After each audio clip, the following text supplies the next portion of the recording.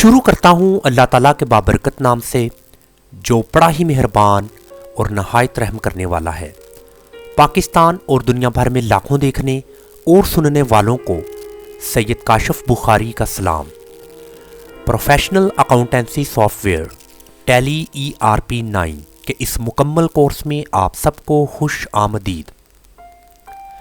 इस लेक्चर में हम सीखेंगे मल्टीपल लेजर्स को एक वक्त में कैसे क्रिएट किया जाता है, जबकि हमने अपने लास्ट लेक्चर में सीखा कि सिंगल या इंडिविजुअली तौर पर लेजर्स को कैसे क्रिएट किया जाता है।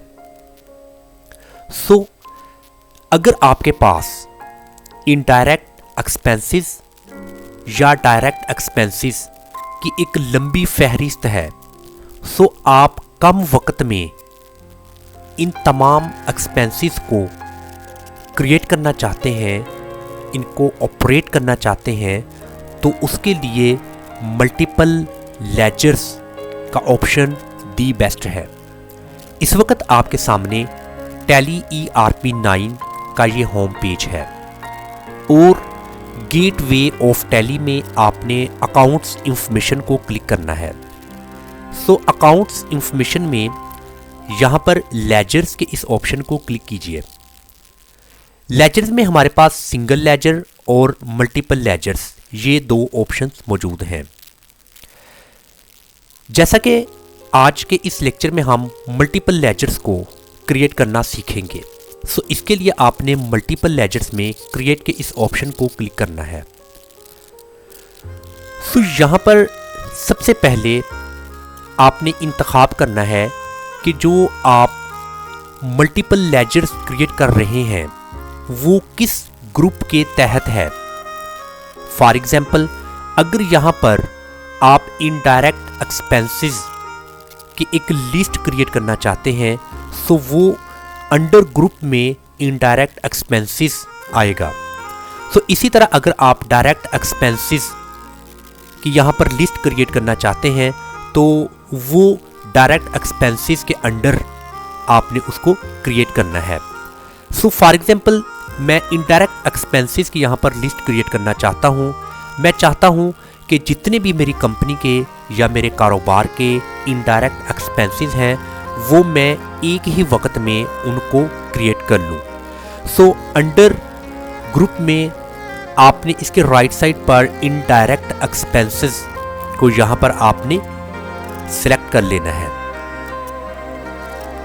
अब यहां पर मैंने इनडायरेक्ट एक्सपेंसेस को सिलेक्ट कर लिया। अब जितने भी इनडायरेक्ट एक्सपेंसेस होंगे मेरे कारोबार के, उनको मैं वन बाय वन यहां पर मेंशन करूंगा।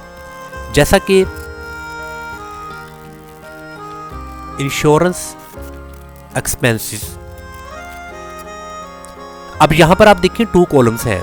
अब यहां पर है अंडर कि ये इनडायरेक्ट एक्सपेंसेस किसके अंडर है।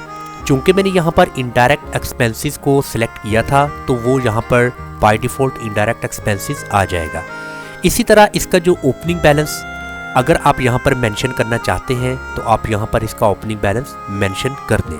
मैं इसको फ़िलहाल ऐसे ही रहने देता हूँ। इसी तरह आपने सेकंड को इनडायरेक्ट एक्सपेंसेस यहाँ पर लिख लेने हैं। सैलरी के रिलेटेड कुछ एक्सपेंसेस आपके हो सकते हैं। इसी तरह